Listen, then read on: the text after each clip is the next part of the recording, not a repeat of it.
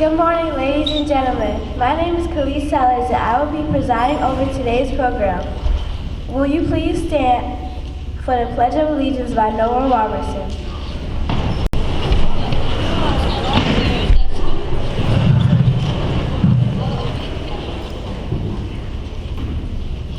I pledge allegiance to the flag of the United States of America and to the republic for which it stands, one nation, under God, indivisible, with liberty and justice for all. You may now be seated.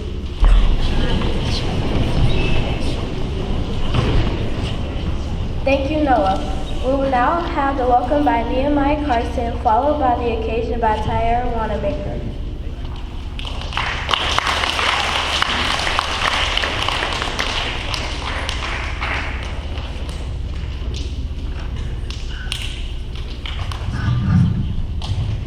Good morning. On behalf of the St. Matthew's Felder-Way family, we would like to take this opportunity to welcome all of you to our annual Veterans Day program. Could the following people please stand and be recognized?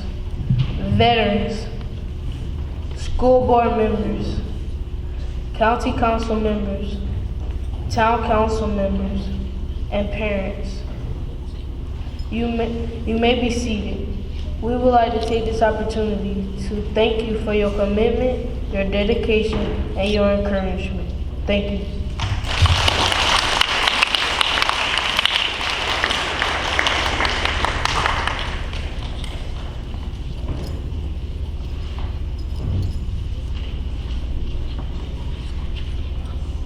Good morning. We here at St. Matthew's Felder-Way School have gathered here today to honor those men and women who served in the military.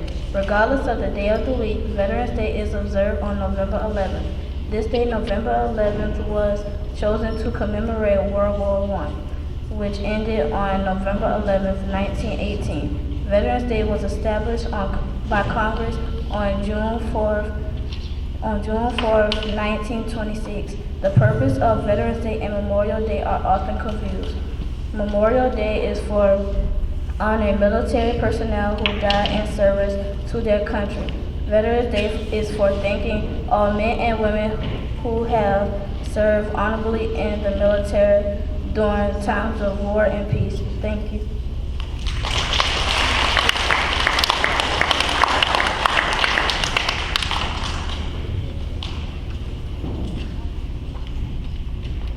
Thank you, Nathan and Tyera. In a salute to all fallen veterans, we will now have the playing of taps by Curtis Bates. Will you please stand?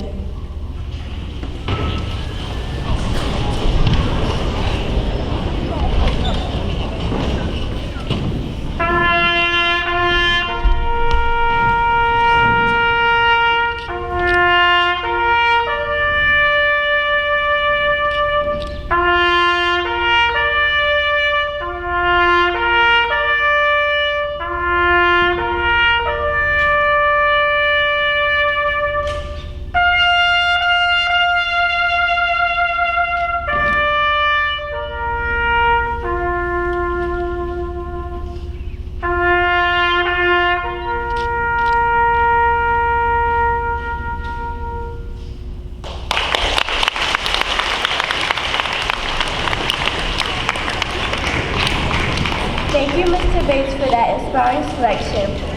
Next, we will have an interpretive dance performance from Kimora Haynes.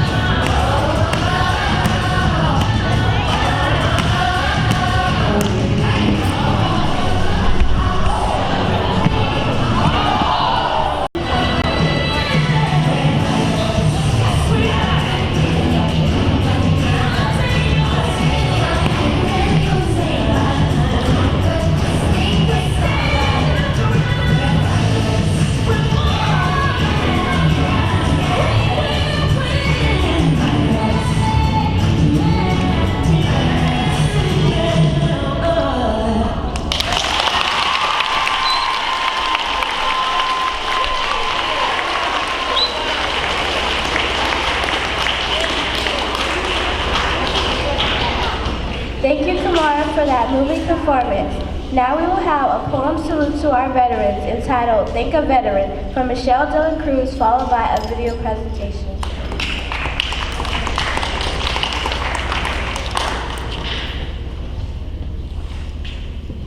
Thank a Veteran State Program. Today we honor the noble and the brave, the men and women who dedicated their lives and the sacrifices they have made. When America had an urgent need, they were the first to raise their hand, but without thinking twice about it, they were proud to take a stand. So came back from war with battle scars, others in flag-draped coffins. Even though their flesh may have left, their spirits will never be forgotten. They unselfishly and knowingly put their lives on the line, so when you see a veteran, thank them, because without them, freedom would have died. Thank you.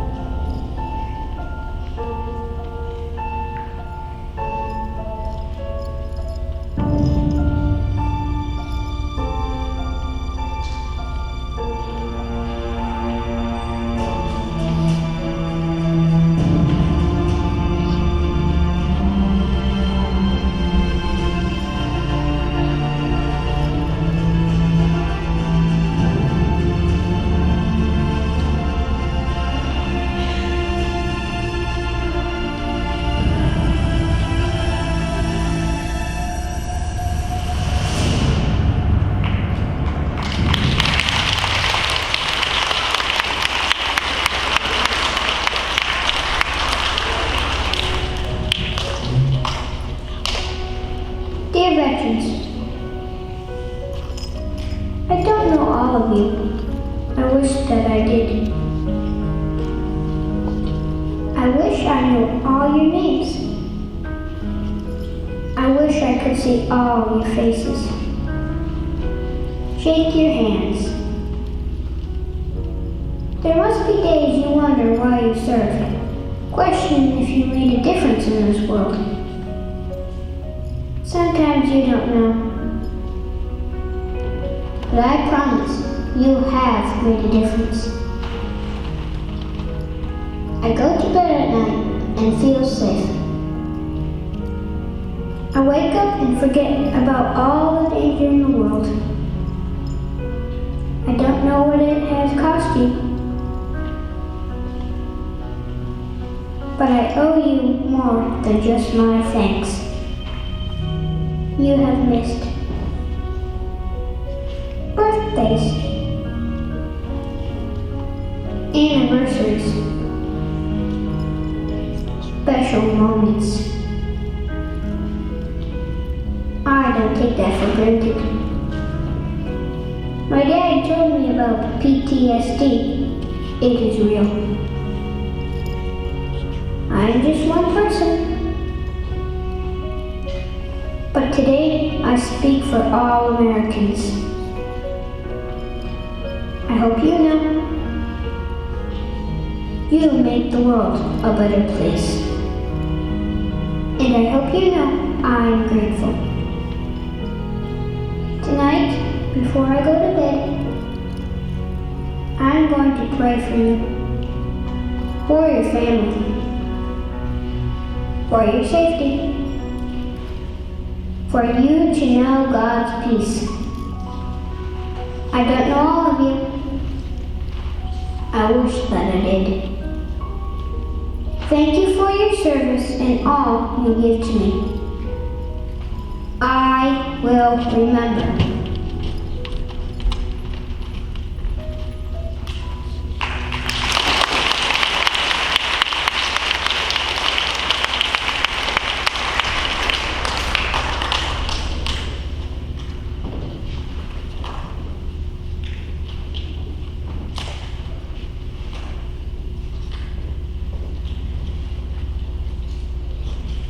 It is the responsibility of the present generation to teach our children to remember those who sacrificed for our country. We should teach them that Gettysburg is not just a name of a small town in Pennsylvania, but it is hallowed ground, where over 3,000 men died, not only to maintain the Union, but also break the clutches of slavery. They should learn of the bravery of their forefathers who served as Marines at the Battle of Belleau Wood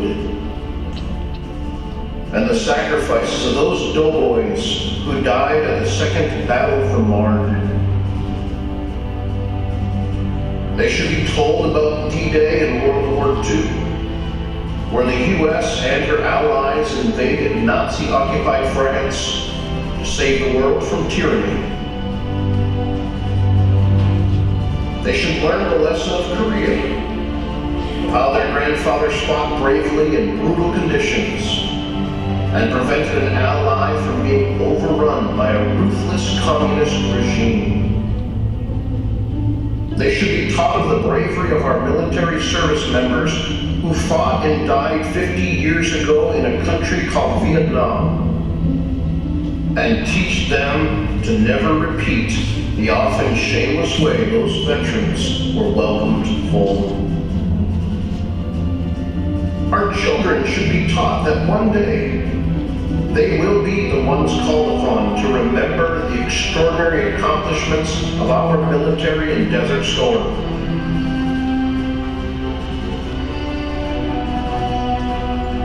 And retell the story how America was knocked down on 9/11 and how our country recovered stronger than ever. I can hear you, the rest of the world hears you, and the people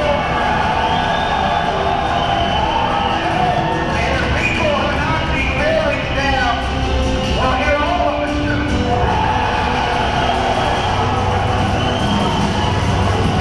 Our young people should learn that Antietam, Chateau Thierry, Guadalcanal, Midway, Bastogne, Iwo Jima, Chosin Reservoir, Quezon, Beirut, and Fallujah are not just names of places.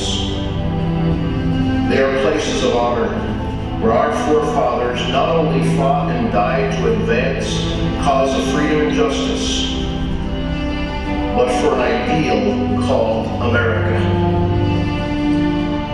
Our young people today will be the ones to teach future generations of the ultimate sacrifice made by those who came before us to keep our country strong and free. Our children must be taught to honor and respect the flag of the United States of America.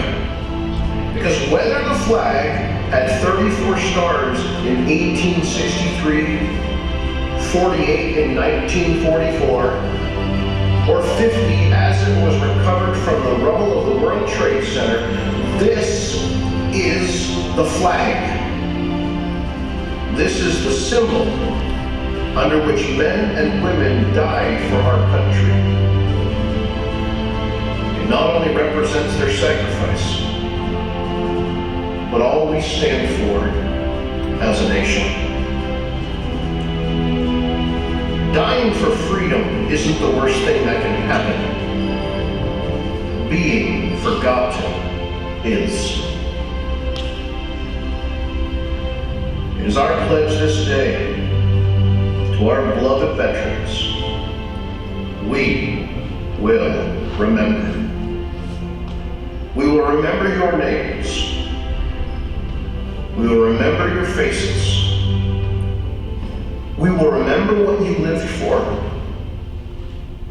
We will remember what you died for. We give the memory of you to our children. Thank you for your service.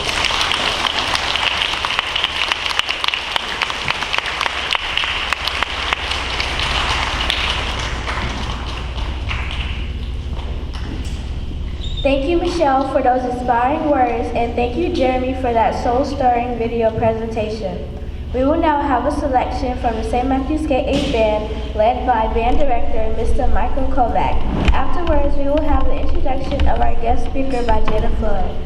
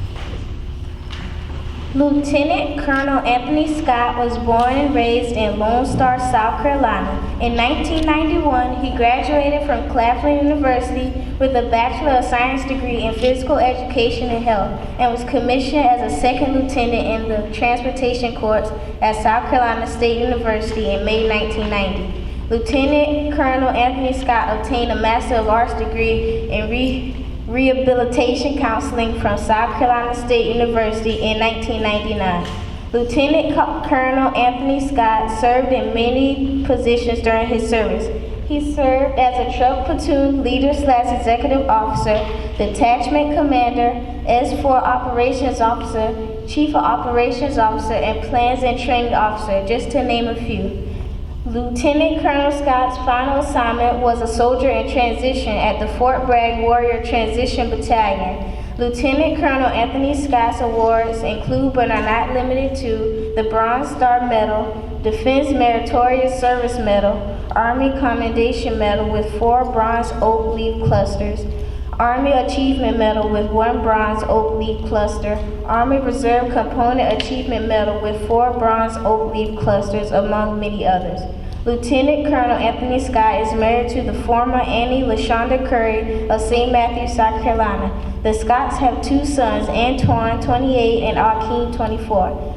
Lieutenant Colonel Scott officially retired at Fort Jackson, South Carolina on June 1st, 2016. After 31 years of military service and is currently employed as Senior Army Instructor at Calhoun County High School in St. Matthews, South Carolina as of August 1st, 2019. It is my honor to introduce to you our speaker for today, Lieutenant Colonel Anthony Scott. Thank you.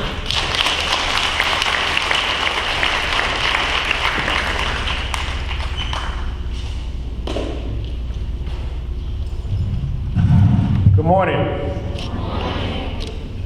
On behalf of Calhoun County High School and K-8 Elementary Middle School, I'm very honored to be here today. Thank you for inviting me. Believe it, I'm no stranger.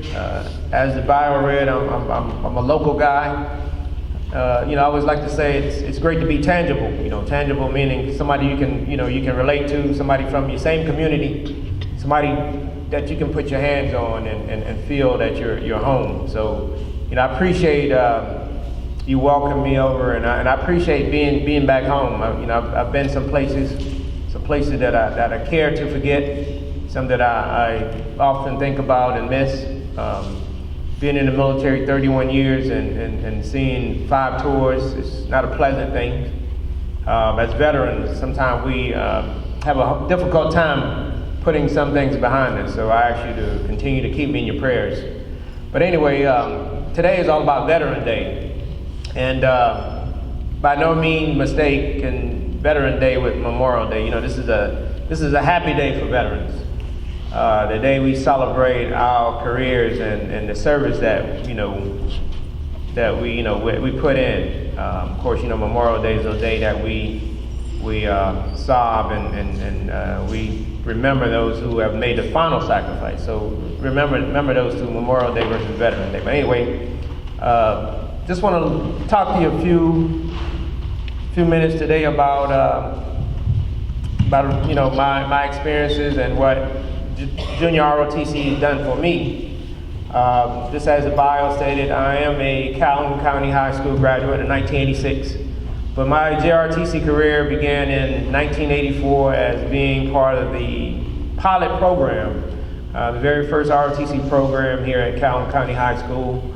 And I can tell you, it has definitely made a difference in my life. And I encourage you, especially your 7th and 8th graders, as you go through your career and consider JRTC. I'm not here recruiting for the military by no means. Although I do encourage you to get the experience. Now, Junior ROTC has, like I said, it done a lot of great things for me. It taught me about leadership, being able to communicate better, teamwork, all those good things. So, leadership, it's something to be said when, you look to your left and your right and you see the young lady or the young man next to you.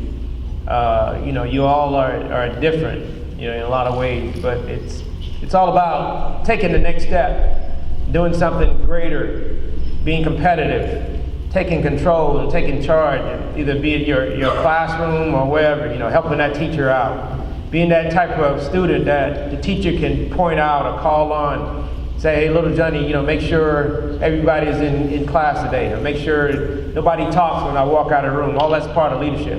And that's special.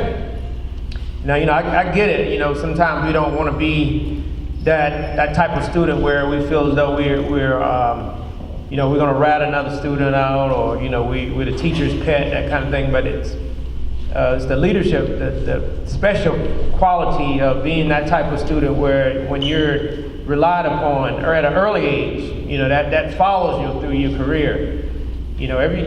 Every organization, every employer looks for that type of person that does a little more than the next person or the next group of people, the person that's responsible, the person that you can rely on. All that's leadership. So I encourage you to strive to be a leader. It's not that you're better than your classmate, but being a leader, that's what's going to get you the job. That's what's going to put more money in your pocket. That's what's going to afford you the better or the best lifestyle. Trust and believe. I'm not. This is not information that I read. And some of this information you'll get in a textbook, but a lot of it is about doing the right thing when nobody's looking. Being extra.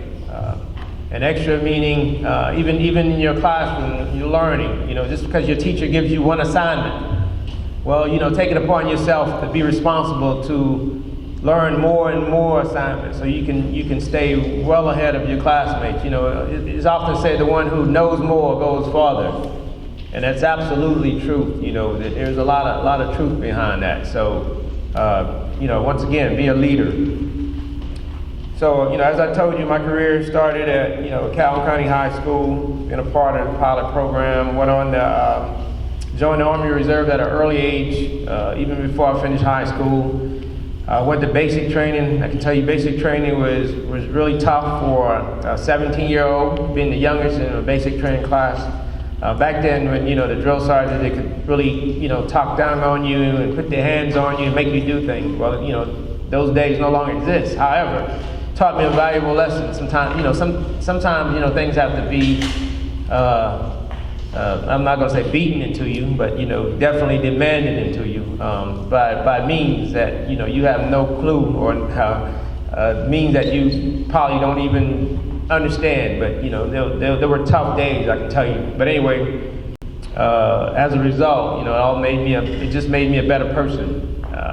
ROTC started me. Basic training, Army Reserve, military, all that finished me. All that responsible for me being retired on today and coming back here and doing something that I love, that's near and dear to me. Number one, being a veteran. Number two, being a senior Army ROTC instructor at Calhoun County High School, which was I had no idea that I would ended up back here at Calhoun County High School. It was all my goal to become an instructor, but especially to be back at your alma mater, being around folks. And you all I'm pretty sure I went to school with your parents. So, I hope not your grandparents, but at least your parents.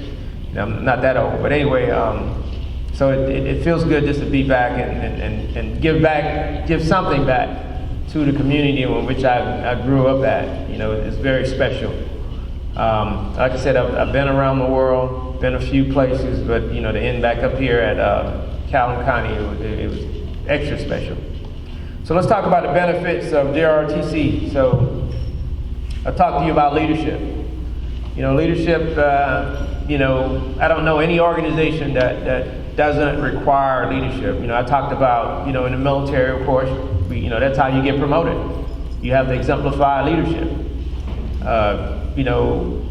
I don't care if you work in a plant or you work in a kitchen or wherever you work, it takes leadership to grow and get promoted and move ahead and make more money, to get raises, get promotions. Every organization requires leadership, so that's what we teach you. But in addition to leadership, you have to have soft skills. Now, soft skills are those things you're born with, like just being cordial, being nice, being friendly, having purpose, just having the will to get up out of bed and go to work, not only get there, but get there on time so you can satisfy the requirements of having a job. So all that's coupled with leadership. And then we talked about communication. So I know a lot of you, you probably like music. And one thing I noticed, all day long you'll sing to your peers, But when a teacher asks you to go to I know you guys don't have chalkboards anymore, but when you go get up in front of the class and recite something, then you get really shy. So, but that's a part of communication. You have to be able to speak. Not only speak to your peers and to your classmates, but you have to be able to speak and speak well. The one thing that I hate is, and I know teachers, they do a great job of teaching you English, but you have to learn proper English. All that's is a part of communication. You have to leave that slang or that broken English. You have to leave it where it is, and just learn how to speak proper. So, because when an employer calls on you, you have to be able to communicate well with all the workers on the job, or even in the military, you have to be able to communicate with your fellow soldiers, sailors, airmen, Marine, or Coast Guard, whichever branch of service that you decide to go in. So communication is very key. Everybody pays attention to what comes out of your mouth. I mean, your classmates or your peers may think it's okay, but it goes beyond school. So you don't have to talk like you're from Calhoun County, and I hope nobody does that. I mean, not that you frowned upon being from Calhoun County, but you have to be proud. Communication is a part of you. So not only is a part of you, it's a part of your upbringing, your parents. So I know just about every parent. I know of just about every parent here. So, and I know that they make they teach you better than that. So represent your parents, not only yourself, and pay attention to the way you communicate with each other. And then we talk about responsibility. ROTC teaches you responsibility. So every Wednesday, my cadets have to wear this uniform. So they have to be responsible enough to keep this uniform clean and keep all the accoutrements and all the bells and whistles you see on my uniform. They're responsible for putting that on correctly and making sure that it all aligned properly. So that's part of responsibility, and which is you can not only responsible but being disciplined to the way the uniform should look. So all that's coupled together. Responsibility is just something you need to have. Just for taking care of yourself, being responsible for yourself, because in this profession, in the JRTC profession, in the military, if you can't take care of yourself, we can't rely on you to take care of other people. So at an early age, you have to learn to be responsible. At home, you have to learn to clean your room and tidy, keep your room tidy and clean, and keep your clothes clean. All that's part of being responsible. Keeping your body clean, yourself. That's what JRTC we talk about all of that, and we try to instill all that within our cadets, and keeping yourself healthy. I know a lot of you young and you probably like soda and candy and all that good stuff, but we teach you. We try to teach you a proper diet to follow so you can be healthy. So the one thing I've learned in life, if you eat properly, you don't have to go to the doctors often. So when you don't have to go to the doctors often, that's extra money. That's money you don't have to spend. You don't need a doctor to tell you to keep healthy. I mean, it's just the little things. Stay away from those things that make you sick. But anyway, so responsibility. All those. What I just talked about is part of the JRTC curriculum. So, those are a couple of things. And like I said, I'm not going to stand here and recruit you for ROTC. I'm just telling you what ROTC does for you. And those main things that I talked about: leadership, communication, responsibility, teamwork. All that was going to make you a better citizen. As a matter of fact, the mission of ROTC is actually motivating young people to be better citizens. So, I like to tell my cadets if you as a freshman or let one, once you come to my class the first day, if we don't make you a better cadet by the end of the year, then we failed you. We failed you. So, but I think right now, and the way the program is going, everybody's getting better because we're giving everybody opportunity to speak and communicate and build their confidence. All that it takes to be a better citizen, to be a more productive citizen. Work ethics. We teach you how not to be lazy, and I know through surveys from my students, they said they don't have any chores. I'm like, I said, well, you don't have any chores after school? I'm like, you're kidding me, right? And some of them say, well, my parents, they pay people to come and clean their house. I'm like, really? But anyway, that's pretty surprising. But I'm not surprised at too much these days. But anyway, so and I say that you all to say it's really not your fault if you don't have any chores.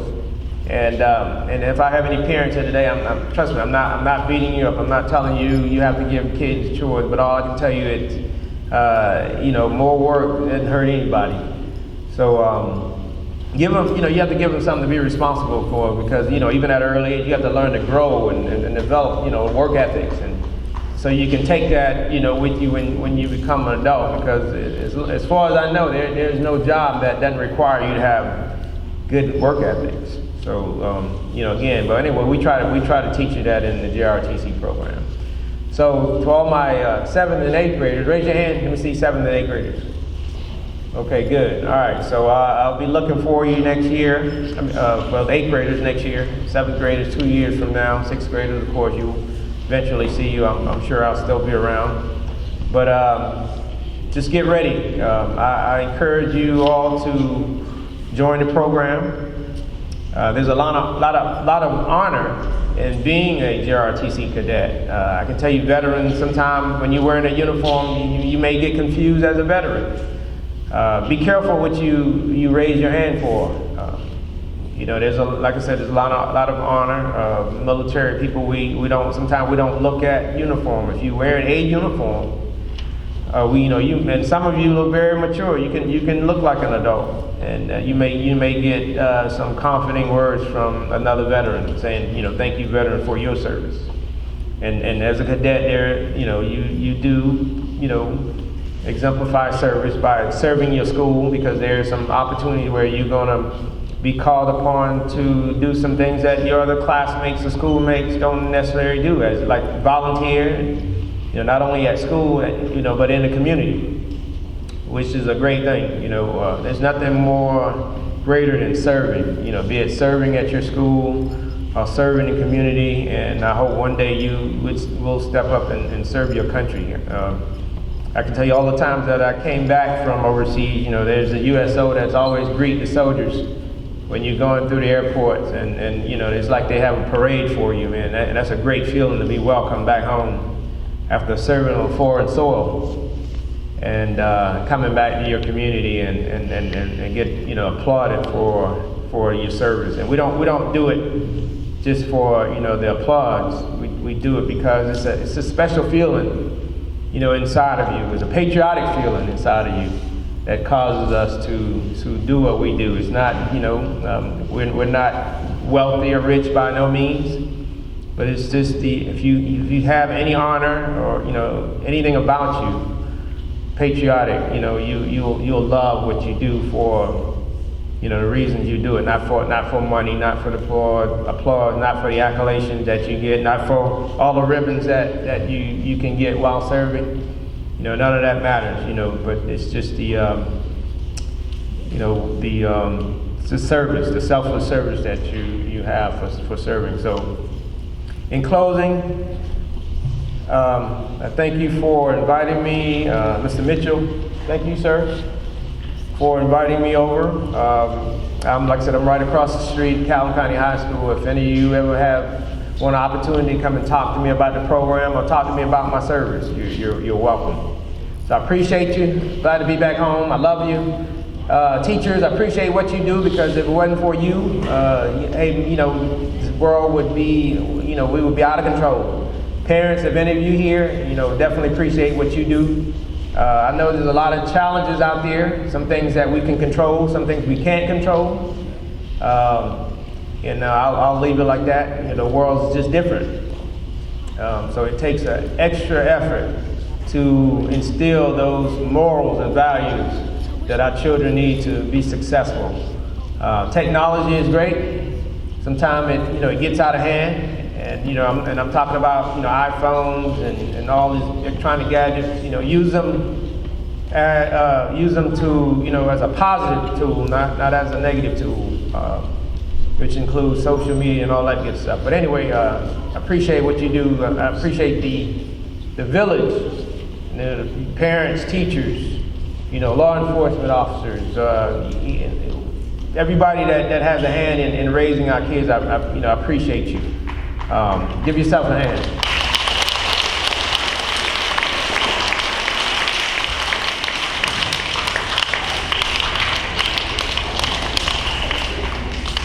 There's like I said, none of us are rich, but we do it just for the love and because it needs to be done. Again, it's that personal courage, that selfless service that we all do it for. So once again, thank you for inviting me, and I'll see you all soon.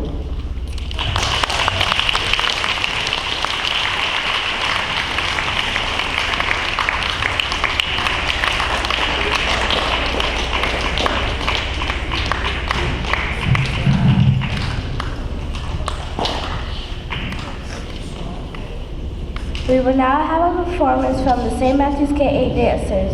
Afterwards, our assistant principal, Dr. Melissa Peoples, will come forward with closing remarks and dismissal.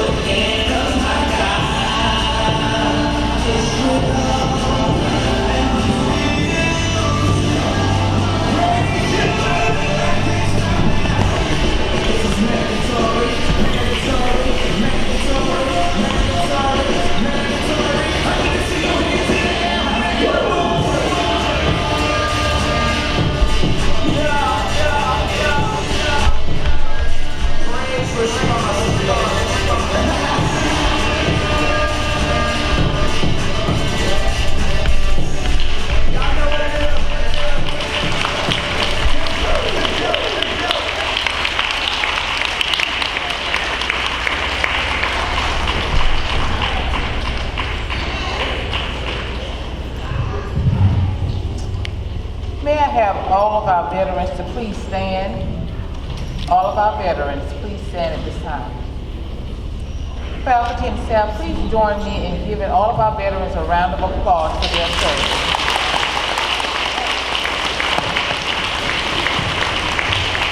Thank you. You all may be seated. On behalf of Ms. Keith and St. Matthew's K-8 family, we would like to thank all of our student participants that were on the program this morning, as well as Lieutenant Colonel Anthony Scott for serving as our guest speaker. Lieutenant Scott, we thank you for the encouraging words you shared with our students on this morning. Let's give them all a round of applause.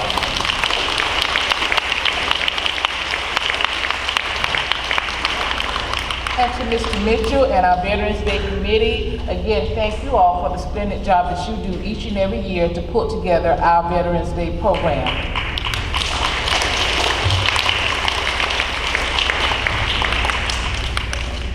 We're going to ask Lieutenant Colonel Anthony Scott to please come to the podium.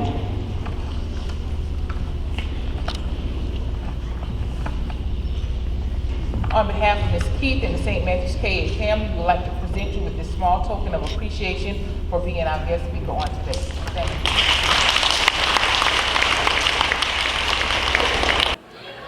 Hello, Cardinals. My name is Jeremy Fields, and I'm here with one of our St. Matthew's K-8 teachers who is a veteran, Dr. Hart. We have a few questions for you. What branch of the Army did you serve? Well, I actually was in the United States Marine Corps. How long did you serve? 9 months. Where did you serve? Parris Island, South Carolina. What did you like most about serving our country? I like the fact that you got to basically come out of your comfort zone. I learned a lot about confidence, leadership, and teamwork when I was in the military.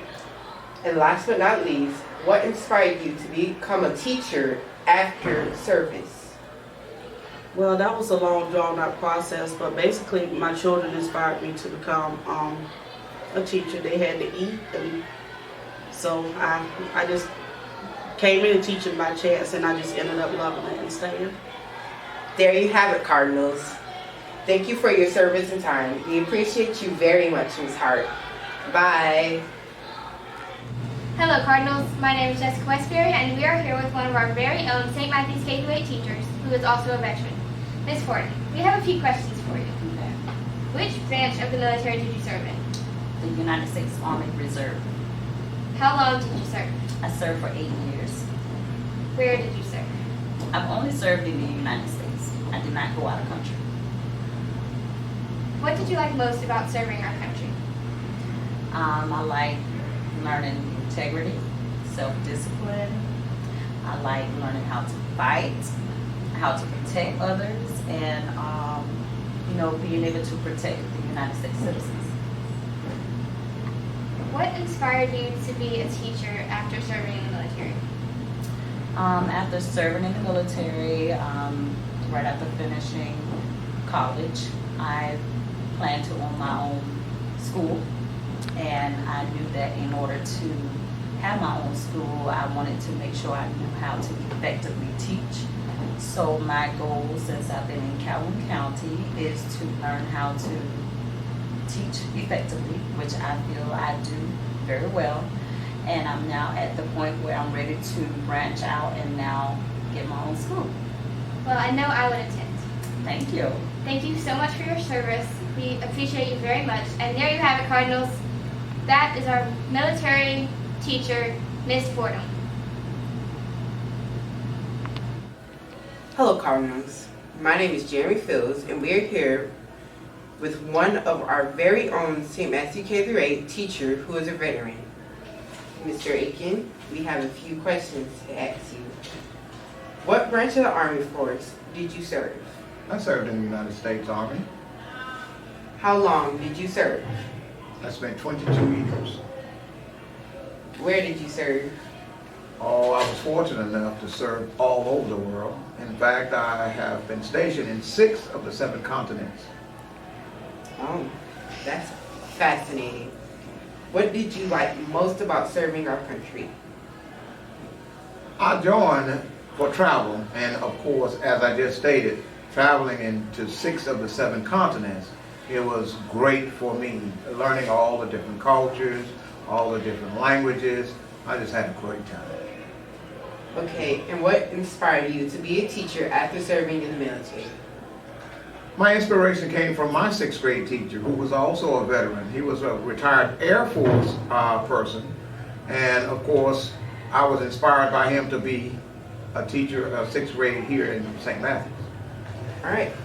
Thank you for your service and time. We appreciate you very much. You're welcome. Hello, Cardinals. My name is Jessica Westbury, and we are here with one of our very own St. Matthew's K-8 teachers who just happens to be a veteran. Miss Myra, we have a few questions for you. Which branch of the military did you serve in? I served in the United States Army. How long did you serve? I served for 8 years. Where did you serve? I served at Fort Jackson and Fort Leonard Wood, Missouri. What did you like most about serving our country? I liked working with my fellow soldiers. And what inspired you to be a teacher after serving in the military? I wanted to continue helping the people of the world. Thank you for your service and your time. We appreciate you very much. And there you have it, Cardinals.